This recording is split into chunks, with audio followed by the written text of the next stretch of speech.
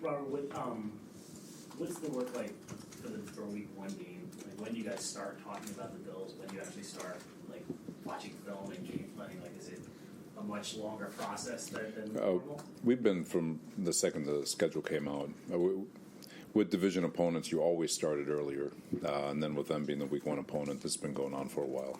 What about actually like sitting down and game planning? Like, I'm actually doing that in May, right? Like, yeah, it's just been little tidbits here and there. The final, this week we've tried some stuff, but the cement in stone, that'll be Thursday.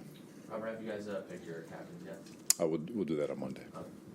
Now that the 53 is finalized, which areas do you think are the most improved from last year? That's a good question. I feel like we've had a lot of improvement. I don't know if I can put my thumb on it. I think, we've had so much youth over the last couple of years. There's just that natural maturation of growth. You compare it to last year's roster. We added the quarterback, we added Delvin, but for the most part, our group is the same. Obviously Lazard is here, Cobb, but for the most part, our team is very, very much the same. It's just grown a little bit more. I think the intent has always been there. I think the effort's always been there. I think our young guys have definitely taken a step forward, and so it's just going to come down to health. But it's to pinpoint it to one thing, I think just as a team, just the natural maturation of our youth over the last couple of years has gotten better. Some of those young guys, like obviously Tony Adams and also Sherwood as well, just talk about them and the confidence that you have in them heading into the season.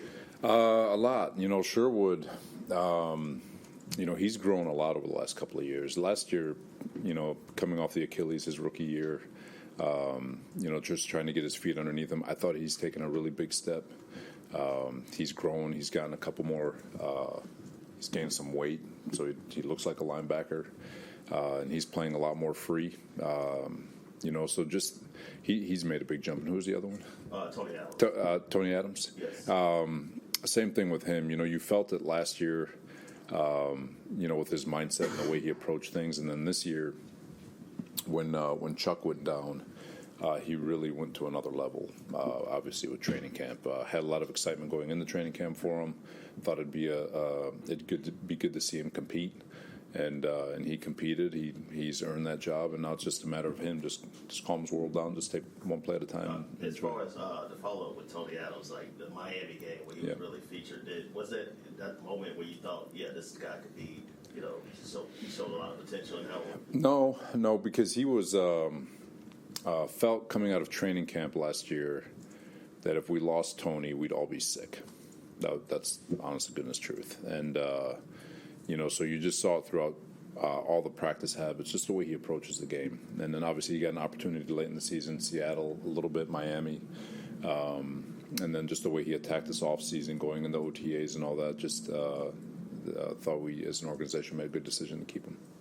Robert, I know obviously injuries are part of the game and you like to knock wood there, but how do you feel about your team's depth coming into this season as compared to last year? It's good. It's always good. We've got a lot of faith in a lot of guys. Just going on the old line. You got Tippmann and Schweitzer and Max all have played. Schweitz and Max have started NFL games, and then Tip obviously we know he can do it. And Billy Turner has a ton of reps under his belt. So we got really good depth on the O line. The D line obviously speaks for itself. Linebackers, we all feel really good about the depth, and hopefully nobody gets hurt. But the depth of the roster, we feel good about the guys we have. Robert, we talked about Aaron being a hungry guy, everything like that, because he's older and he wants to. When you have a few of those guys, CJ maybe not as old, Mosley, but what is it like to have him? Aaron talked about his leadership on the other side of the ball in the locker room. How important is it to have CJ? CJ, he's a stud, man. He is the captain. So he's CJ.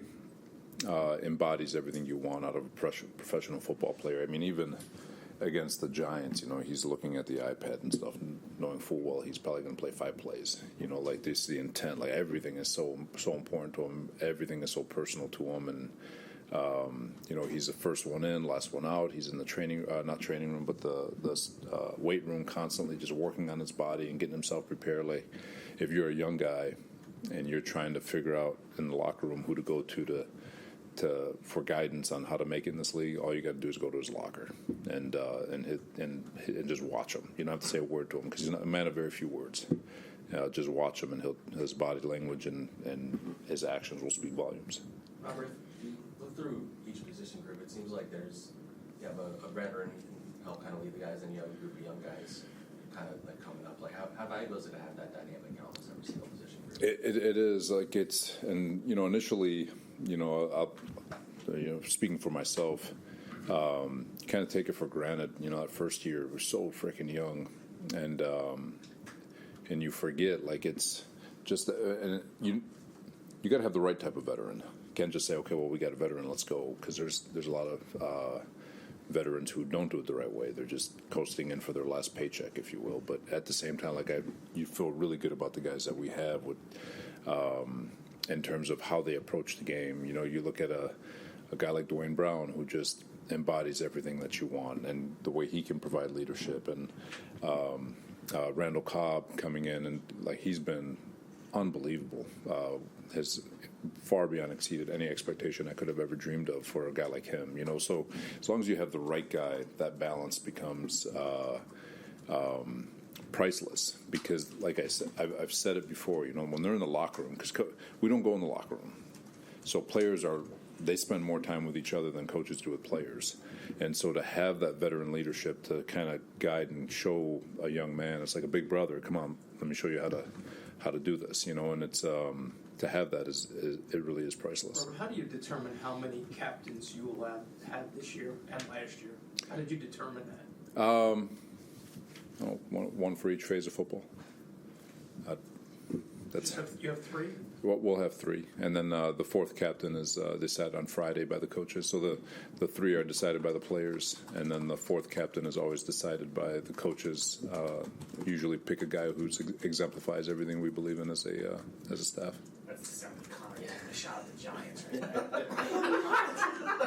To each his own, man. But to each his own. There's such thing as too many captains. No, I mean there's because some teams do, like we've done leadership councils where you have a representative from each group. So you want to make sure that your locker room feels like it has a voice, and so we've done leadership councils where there's 15 guys who speak on behalf of the team. So it's however you get to that number, it's all the same. If you have a group of guys that you trust and you want having that message, and shoot, all 53 can be captain for that matter. So you do have a leadership council? Yeah, we've had leadership councils in the past. We'll see about this year. As far as Jordan Whitehead, I know you spoke about him a little bit during the offseason. Just talking about what gives you the confidence he'll have a much better year in 2023 as opposed to last year? J-Dub, I'm going to adjust your question and say he had a really good year last year. I know he dropped 4 interceptions, which would have changed everybody's perception about what he did, but he was phenomenal last year, and I think he's going to be even better this year. He's in a great mental headspace. I think he's gotten faster, believe it or not. In the Giants game, he displayed some red line to red line speed that I think even surprised him, because he got to the ball before he got to the catch point before the ball got there, and his physicality will always be there. His communication is elevated because he's more comfortable in the system.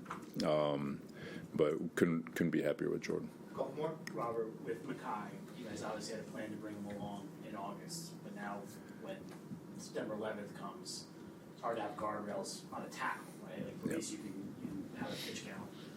How does he go from 25 snaps, whatever he had against Tampa, to possibly 70 snaps against Buffalo?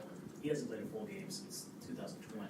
That's going to be the tough part for him, and it's like I said, like, nobody's played a game equivalent. You go by in a practice, so much rapid fire. If you can hit the 30 to 40 range, we trust that you'll be in the shape that you need to be in to play in a football game. And so nobody on our football team has actually had 70 snaps at all in any one particular day.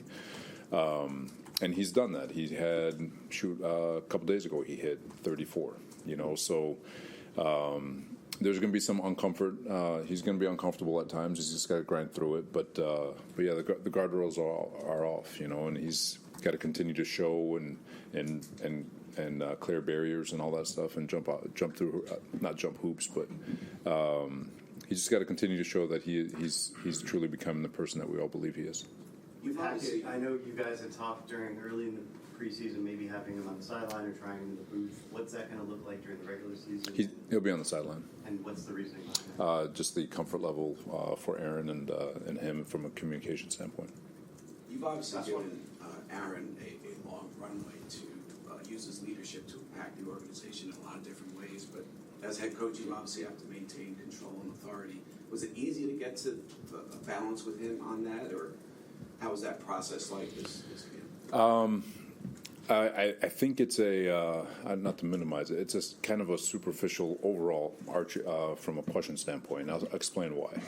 Aaron's a teammate, and that's why I look at it. Coaches and players are teammates first.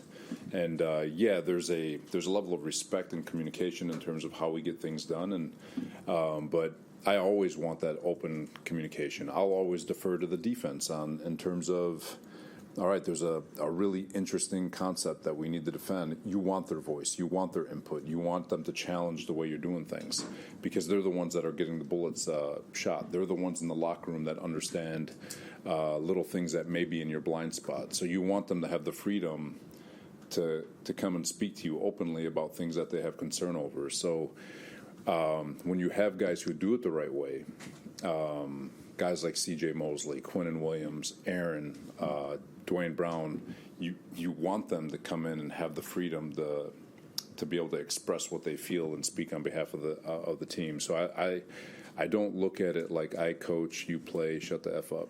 It's more you're my teammate, we're teammates, we can do this together, and I'm speaking to the roster on that one. Thanks, everybody. All right, guys, thank you.